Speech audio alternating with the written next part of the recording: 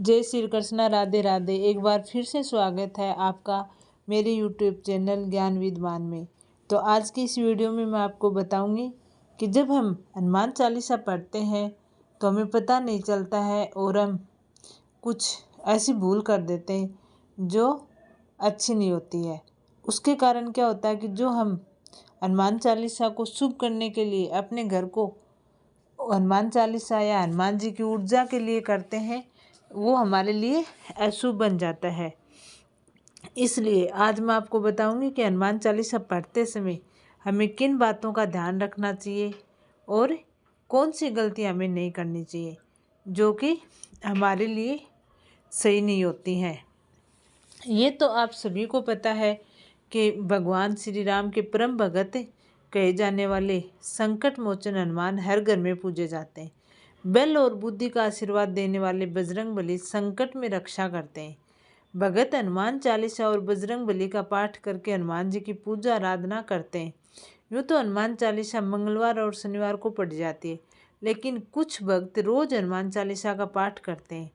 कहा जाता है कि हनुमान चालीसा का पाठ करने से संकट दूर होता है और जो भी साधक होता है भयमुक्त होता है, उसके साथ जातक पर बजरंगबली की कृपा बनी रहती है। इतना ही नहीं, हनुमान चालीसा का पाठ करने वाले पर भगवान श्री राम शिव पार्वती की कृपा बरसती है।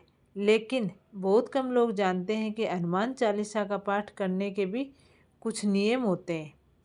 ऐसी मान्यता है कि हनुमान चालीसा के नियमित पाठ से भगवान प्रसन्न होते हैं और समस्त कष्टों से मुक्ति दिलाते हैं। हनुमान चालीसा में लगभग 40 चौपाई शामिल है। ऐसी मान्यता है कि यदि कोई व्यक्ति हनुमान चालीसा का पाठ करता है और सभी नियमों का पालन नहीं करता है, समय और नियमों का पालन नहीं करता है, तो उसे पूजा का पूर्ण फल नहीं मिलता है। अगर हनुमान चालीसा पढ़ते समय एक छोटी सी भी गलती करते हैं तो वह पूजा का फल पूरा प्राप्त नहीं होता है। इसलिए मैं आपको बताऊंगी कि हनुमान चालीसा पढ़ते समय हमें ये गलतियां नहीं करनी चाहिए, जिससे कि हमें जो हम पूजा करते हैं, जो हम हनुमान चालीसा पढ़ते हैं, जिसके लिए पढ़ते हैं, वो हमें पूर्ण फल नहीं प्राप्त हो। और बजरंगबली के जैसे हम संकट मोचन, हनुमान जी, महावीर, जितने भी हम नाम हैं और उन सभी नामों से हमारी वो रक्षा करते हैं। कोई भी हो जाए, हम बजरंगबली का नाम लेंगे तो भी हमारी रक्षा करेंगे, हनुमान जी का नाम लेंगे तो भी हमारी संकट से रक्षा करते हैं, महावीर बली। तो इन सब, हम किसी भी नाम से हनुमान जी को पुकारें, वो हमारे रक्षा करते ही करते हैं। तो कुछ नियम है हनुमान चालीसा पढ़ने के जो हमें भूल कर भी नहीं करने चाहिए। भगवान गणेश का ध्यान हनुमान चालीसा का पाठ करने से पहले भगवान गणेश जी का ध्यान जरूर करें। इसके साथ ही कुल देवी देवताओं का स्मरण करें। ऐसा करने से आपको अधिक फल की प्राप्ति होती है। ऐसा माना जाता है कि सबसे पहले गणेश जी और कुल का देवताओं को जरूर याद करें। आह्वान करना, हनुमान चालीसा का पाठ करने से पहले कई लोग भगवान हनुमान और भगवान श्री राम का आह्वान करके पाठ नहीं करते हैं। इसलिए आपको हनुमान चालीसा पढ़ने से पहले भगवान श्री हनुमान जी और भगवान श्री राम जी का आह्वान करना जरूरी होता है। अगर आप ऐसा नहीं करते हैं तो आपको हनुमान चालीसा का, हनुमान पूजा का पूरा फल प्राप्त नहीं होता है। सूतक काल में परिवार में जब किसी भी इंसान की मौत होती है तो वहाँ सूतक काल बना रहता है, या फिर कोई नया जन्म लेता है तब भी वो सूतक काल रहता है। तो सूतक काल में हनुमान जी सहित सभी देवी देवताओं की पूजा अर्चना करना वर्जित माना जाता है। इस दौरान मंदिर में भी प्रवेश नहीं करना चाहिए। इसलिए सूतक काल में कभी भी हनुमान चालीसा का पाठ नहीं करना चाहिए। जल्दबाजी नहीं करें। जब आप हनुमान चालीसा का पाठ करते हैं तब आपको कभी भी जल्दबाजी नहीं करनी चाहिए और कभी भी इसके किसी भी श्लोक का उच्चारण गलत तरीके से नहीं करना चाहिए। नहीं तो क्या होता है कि जो हम गलत तरीके से करते हैं उच्चारण, तो हमें गलती फल मिलता है। अगर हम जल्दबाजी में ध्यानपूर्वक हनुमान चालीसा का पाठ नहीं करें और जो सही शब्द है उसको गलत बोल देते हैं तो हमें गलत लाभ मिलेगा। बेईमानी और कपटी से दूर, हनुमान चालीसा का पाठ करने वालों को बेईमानी और मन में कपट नहीं रखना चाहिए। इस संगति से बचना चाहिए। ऐसे लोगों को ईमानदारी के साथ अपना जीवन यापन करना चाहिए और नियमित तरीके से भगवान की पूजा अर्चना करनी चाहिए। पराई स्त्री से दूर रहना। यदि कोई व्यक्ति हनुमान चालीसा का पाठ पढ़ता है तो उसकी शादी हो रखी है या फिर शादी नहीं हो रखी है तो भी उस व्यक्ति को पराई स्त्री से दूर रहना चाहिए। इस बात का अर्थ ये है कि अगर कोई भी व्यक्ति है जो शादी हो रखी है तो वो सिर्फ अपनी स्त्री के साथ ही रहे, किसी और के साथ नहीं रहे। क्योंकि हनुमान जी को तो वैसे ही सादा जीवन पसंद था, इसलिए हनुमान चालीसा का पाठ करते हैं तो इस चीज़ का विशेष ध्यान रखें। नहीं तो क्या है कि हमें पूर्ण फल प्राप्त नहीं होता। किसी की बीच की चौपाई से पाठ शुरू करना तो वो भी हनुमान चालीसा का पूरा फल नहीं देता। ज्योतिष मान्यताओं के अनुसार जब कोई व्यक्ति सही तरीके से हनुमान चालीसा का जाप करता है तो उसे बहुत लाभ मिलता है, लेकिन वहीं पर जब कोई व्यक्ति किसी बीच की चौपाई पढ़ लेता है या फिर आधा अधूरा करता है, हनुमान चालीसा पढ़ने से उसका पूरा लाभ नहीं मिलता। हनुमान चालीसा में हमेशा क्रमबद्ध तरीके से पढ़कर उसके बाद ही स्थान से उठना चाहिए। बीच में किसी भी चौपाई से शुरू नहीं करना चाहिए, नहीं छोड़ना चाहिए। तामसिक भोजन और मदिरा का सेवन। यदि आप हनुमान चालीसा का पाठ करते हो तो सुनिश्चित करें कि आपको भूलकर भी तामसिक भोजन या मदिरा का सेवन नहीं करना है, क्योंकि ऐसा माना जाता है कि संकट मोचन हनुमान जी को बहुत क्रोधित पात्र मान सकते हैं और हनुमान जी बाल ब्रह्मचारी थे और हमेशा तामसिक भोजन से दूर रहने वाले थे। इसलिए अगर आप ऐसा करते हो तो हनुमान जी का आप रुद्र रूप देखोगे, जो कि आपके लिए शुभ नहीं होगा, वह अशुभ ही होगा। पवित्रता। हनुमान चालीसा के पाठ के दौरान ब्रह्मचर्य, पवित्रता और शुद्धता, साफ सफाई का ध्यान रखें। कई लोग नहीं रखते। महिलाएं यदि हनुमान चालीसा का पाठ करती हैं तो इस बात का विशेष ध्यान रखना चाहिए कि उन्हें कोई टच नहीं करे। कई लोग ये गलती करते हैं, इसलिए इस चीज़ का विशेष ध्यान रखें, क्योंकि अगर हम ऐसा करते हैं तो हमें हनुमान चालीसा का पूर्ण फल नहीं मिलता है और जो संकट मोचन है वो हमें कभी भी पूरा हमारा संकट नहीं हरेंगे। दीपक। हनुमान चालीसा का पाठ से पहले दीप प्रज्वलित करना चाहिए। दीपक में जो बाती लगाई जाती है वह लाल सूत यानी लाल धागे की होनी चाहिए। किसी भी स्थान पर पूजा करने से पूरा दीपक जरूर जलाना चाहिए और हनुमान पूजा के दौरान जो दीपक जला रहे हैं उसमें चमेली का तेल या शुद्ध घी होना चाहिए। हनुमान चालीसा का पाठ के दौरान सिर्फ एक वस्त्र पहनकर ही चालीसा का पाठ करें और उनकी पूजा करें तो हमें बहुत अच्छा फल मिलता है। खुद के नाम का उच्चारण। शास्त्रों के अनुसार मान्यता है कि जहाँ पर लिखा हो तुलसीदास सदा हरि चेरा कीजिए नाथ हृदय में डेरा, तो ये तुलसीदास की जगह आपको अपने नाम का उच्चारण करना चाहिए। कई लोग यह गलती करते हैं, इसलिए उन्हें लाभ प्राप्त नहीं होता है। जो हम खुद हनुमान चालीसा पढ़ रहे हैं तो वो हमारे नाम से उच्चारण हो तो उसका फल हमें ज़्यादा प्राप्त होता है। आसन। भगवान हनुमान जी की मूर्ति को या चित्र को या लकड़ी के पाठ पर जो भी हम करते हैं लाल कपड़ा बिछाकर स्थापित करें और खुद कुछ के आसन पर बैठकर हनुमान चालीसा का पाठ करें या पूजा करें। बिना आसन नहीं तो मूर्ति रखें किसी देवता की और नहीं खुद बैठें।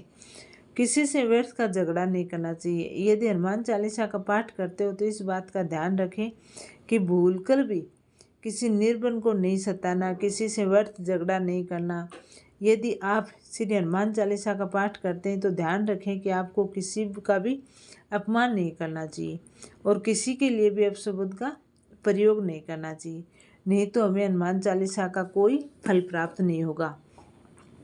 साफ तन मन से पाठ करना चाहिए। ऐसा माना जाता है कि यदि आप घर में हनुमान चालीसा का पाठ करते हो तो हमेशा शुद्ध तन और शुद्ध मन रखें। मंदिर में दीपक प्रज्वलित करके भगवान हनुमान जी का ध्यान करते हुए पाठ करें।